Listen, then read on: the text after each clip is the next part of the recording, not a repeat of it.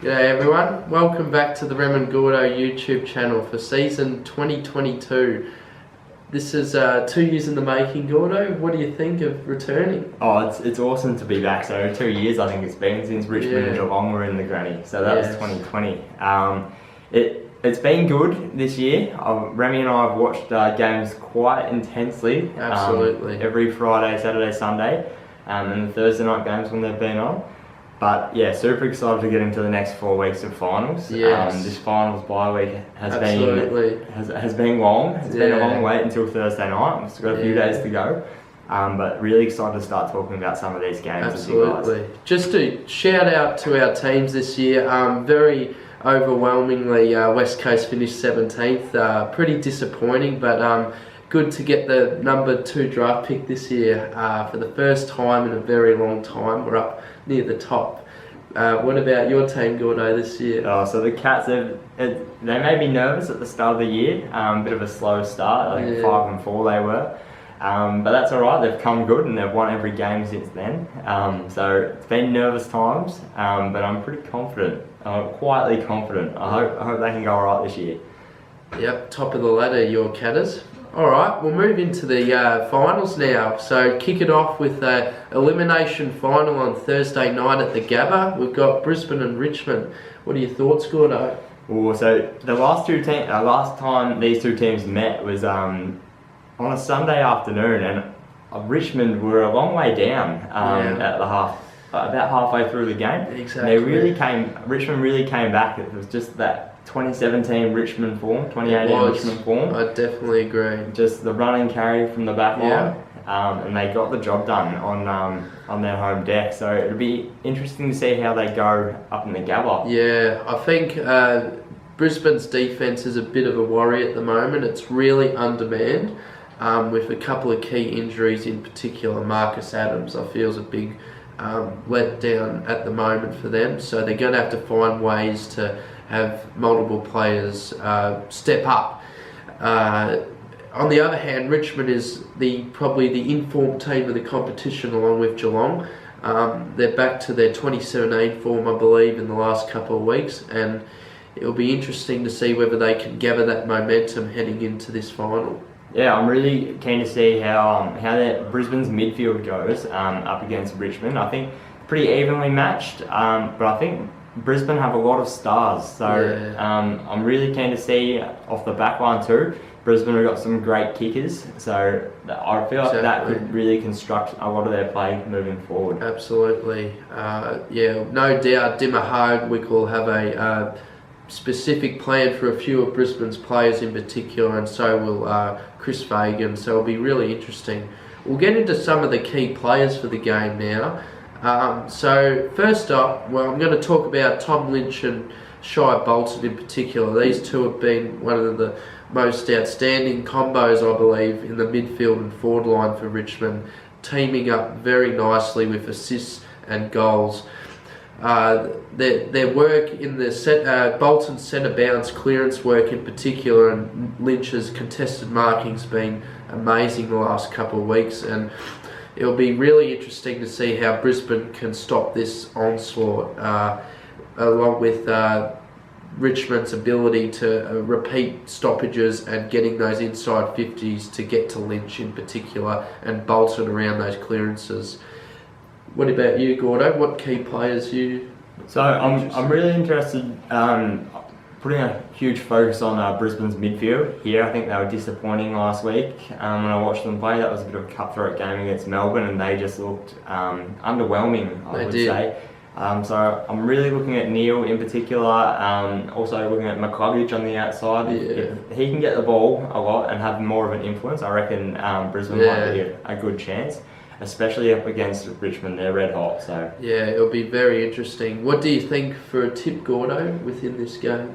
So I'm going Richmond in this one by 17 points. Yeah. What about you? Yeah, I'm very similar. I think Richmond by about 23 points. 23 points. Yeah. So we'll move on now to the next game. We've got a qualifying final at the MCG on Friday night. We've got Melbourne versus Sydney. What do you think of this, Gordo? Pretty big game. Huge game. It's on two completely different teams. I think Melbourne play a really good style of footy. It's really exciting to watch. Whereas Sydney, they play a bit of a kick mark game, really pick teams apart like that and slow the play down. I think that's a really great skill of them. So it'll be interesting to see whether Sydney can do that to Melbourne the way that they did it to Collingwood. What about you, Rem? Yeah, I'm really interested to see Sydney's young brigade in the midfield, how they're going to go up against Oliver, Petrarca and these type of players.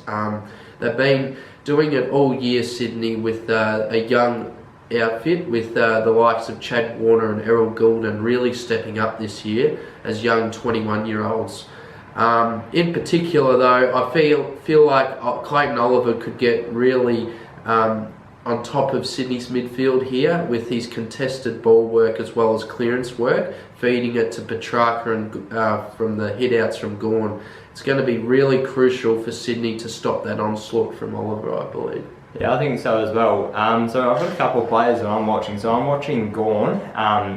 He's the best hit-outs to advantage ruckman in the comp. And I'm also looking at Viney. Viney's had a couple of quieter games, but watch him really come out firing in the finals, I think. He's just a tank, no one can tackle him.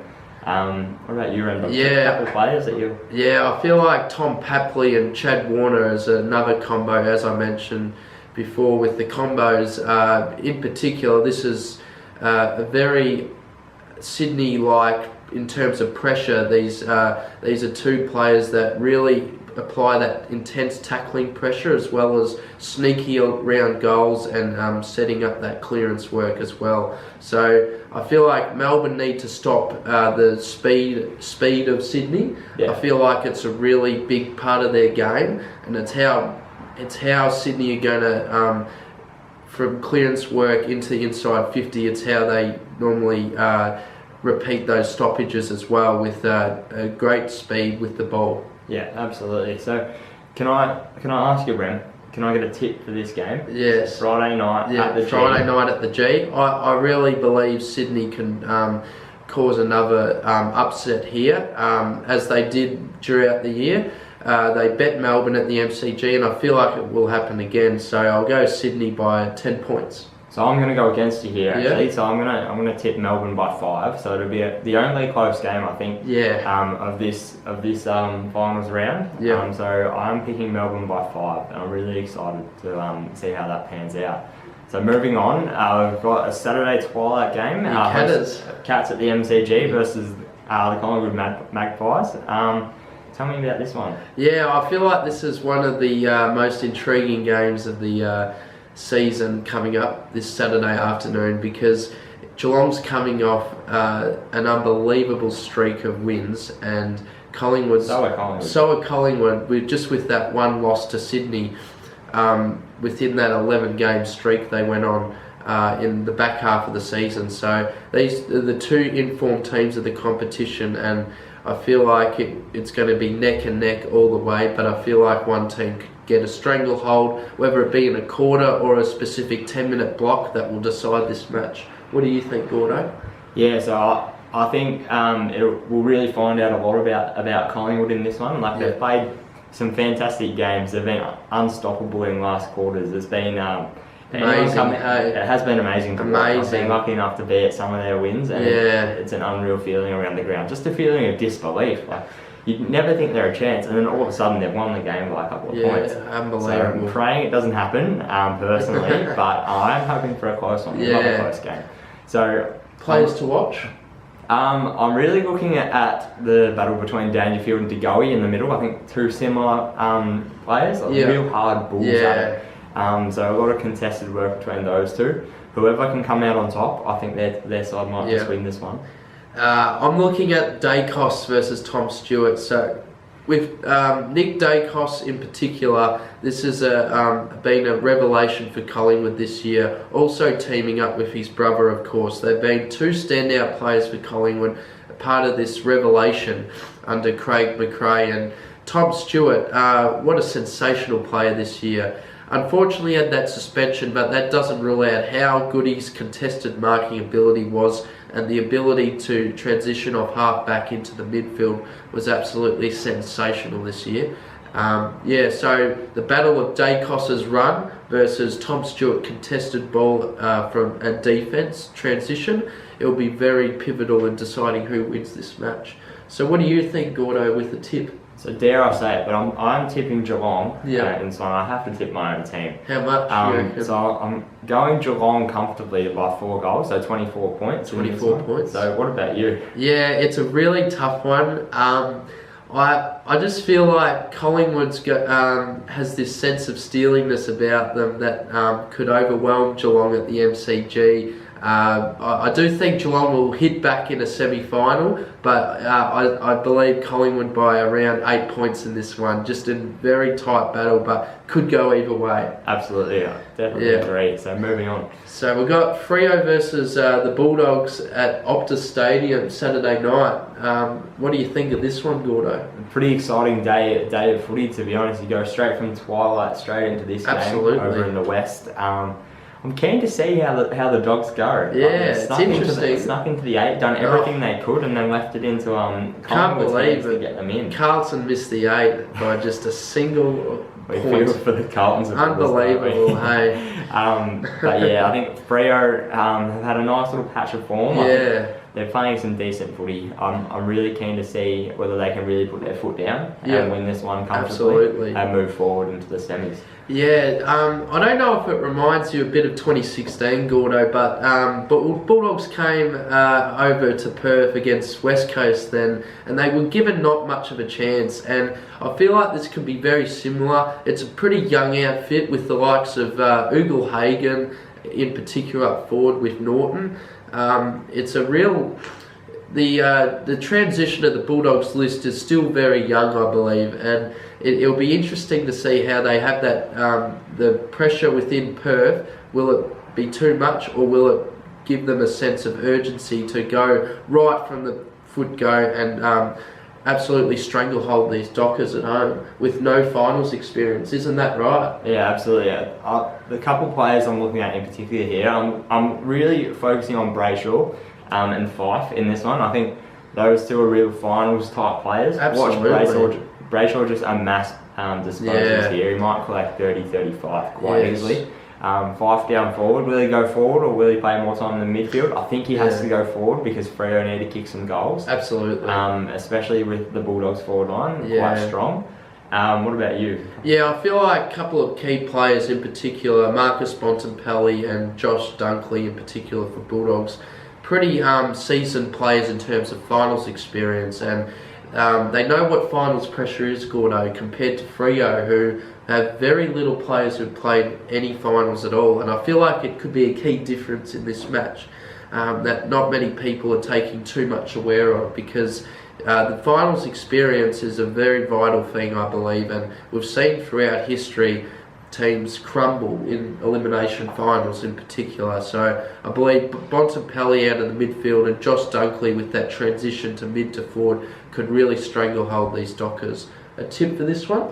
So I'm actually going to go. I'm going to stick with Freo in this one. I'm going to say by 21 points. 21. So Freo by 21. But watch the Freo army come out. It will be a purple haze over there in the west. Yeah. The Dogs aren't going to have much support at all. Apart from maybe their cheer squad. What about you, Rem? I feel like this is a match where Freo are going to really struggle, I believe. With no finals experience, I feel like Bulldogs, even though they've snuck in, I feel like that they could bring out this form like they did against Melbourne about 3 weeks ago and beat a very good team. I feel like Bulldogs are going to capture this form from last year and beat Freo about 36 points. I know it's a really outside margin and tip, but that's who I believe will win.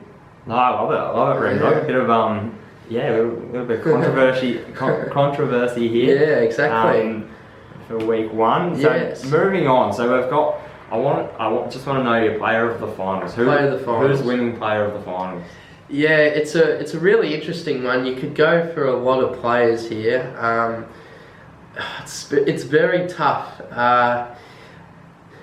I'm going to go a left field guess here, and I'm going to go Mitch Duncan. Mitch Duncan. I believe he's a player that's very underrated sometimes, and I feel like it's he's not looked after by opposition players enough, and I feel like he could get off the loose with no players tagging him. So that's my guess. What do you think? It'll be interesting to see where Mitch Duncan lines up for the Cats, whether he's sort of on half back or if we put him on the wing or in the midfield. My player of the finals, I'm sticking with Clayton Oliver. Cannot go past him. I think Melbourne might play 3 games because I think they'll win the first one. They'll play all 3 games, win or lose in the granny. Clayton Oliver's going to have the biggest impact out of everyone in this final series. Yeah, exactly. I feel like that's a really good guess by you, Gordo. So the Brownlow medal, hey, we'll get a prediction from you, Gordo, ahead of the final series. Who do you reckon's the early favourite? I think, or your tip, sorry. I think Clayton Oliver. You have to go with Oliver. I can't see anyone else taking it off him. A few people have been saying Neil, Cripps, players like Brayshaw even. But yeah, you just can't beat Kyrie. He played one of the best games I've seen in that round 23. So can't go past him. I'm sticking with Gordo here too. Clayton Oliver's been absolutely superb this year. The form he's shown throughout the year has been sensational. I don't think any players had the same amount of consistency as him this year throughout the 23 rounds of football. So now moving on to a early favourite. Your tip for the premiership. This is the big one, Gordo. Who you reckon? So I don't think I can say anyone else. So touch wood. I'm going with the Cats on this. I think this year, out of any year, is the year that they can do it. I did watch the 2020 grand final all over again, and they've just got a far better side. I just can't see anyone beating them. I'm really hoping they can do it. But 4 weeks time we'll know, won't we? Yeah, exactly. I'm going to stick with Gordo on this one. I believe Geelong's the best team in it. Even though I've tipped against them round 1, I believe they'd bounce back very well for my tip during the final series. They've just got such a strong outfit this year, all over the ground, and a few new All-Australians just highlight how much improvement this Geelong Football Club side is in 2022. So that's my tip as well. Alright, Gordo, thank you very much for week 1 of the finals video. No worries at all, Remdog. Good chatting with you. Everyone enjoy the next 4 games of footy, because we'll find out a lot from them, and we'll be right back with you next week. Hopefully week 2, Tuesday. The semis. The semis, absolutely. Yes.